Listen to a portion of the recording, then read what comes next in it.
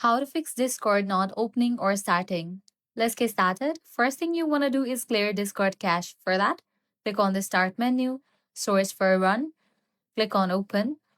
Now here type in percentage app data percentage, then hit Enter. Find the Discord folder and open it. Inside, delete these three folders: cache, code cache, and GPU cache. Next, run Discord as administrator. So head over to the app Discord. Right-click on the Discord shortcut on your desktop and choose Properties. Go to the Compatibility tab.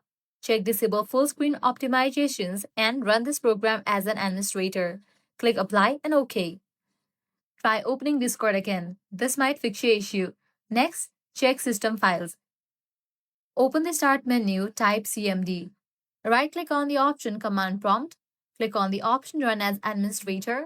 In the black window, type sfc space slash scan now and press enter. This will scan and fix any missing or broken system files. It might take a few minutes, so be patient. If none of these solutions work, what you have to do is reinstall Discord. For that, launch your Settings app, navigate to the option Apps. Now, from the list of apps, you'll need to find Discord. Once you find it, click on three dots, click Install. With it, you'll be good to go.